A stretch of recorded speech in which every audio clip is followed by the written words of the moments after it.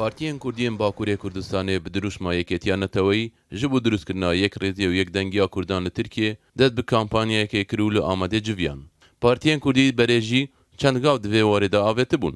Civîna vê carê berdewamiya hewl û têkoşînan e ji bo bi destxistina Yekêtiya Neteweyî. Ew yekrêziya Kurdan bi vê yekê ben dikin û di civînê de tekeziyê li ser wan guşaran dikin ku li ser Kurdan têne kirin.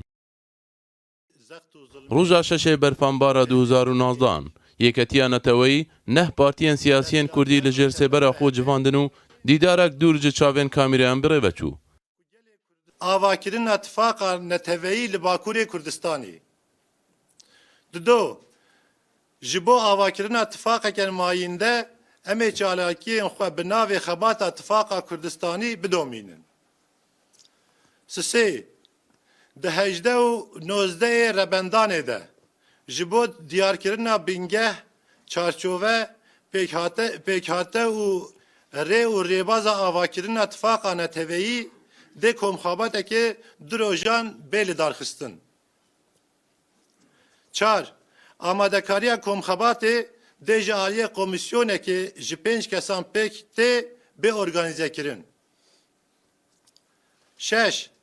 Deriyê me ji hemû partî û tevgerên Kurdistanî yên ku di destpêkê da wan xebatan destpêka wan xebatên avakirina Tifaka Neteweyî de cih negirtine vekiriye û ew jî werin di xebata Tifaka Kurdistanî de cih bigirin.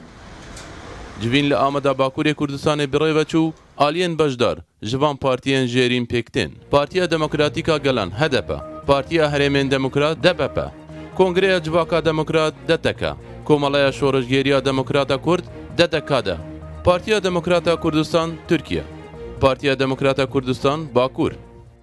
Saldırıları birlikte sivil... Devî ku vê carê rijbûn li cem partiyên Kurdî diyar ew hemû partî û tevgerên Kurdî vexwendine.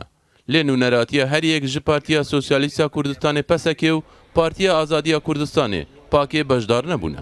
Çend têbînî û rexneyên wan her du partiyan li HDP hene. Ev yek ji sedeman bû ku li civînên borî hewl ji bo dirûstkirina wê yekêtiyê li Bakurê Kurdistanê bi ser neket. Ew partiyên Kurdî li Bakurê Kurdistanê di vê civînê de dixwazin birêya şandekê seredana Herêma Kurdistanê bikin û li gel berpirsên bilind bicivin.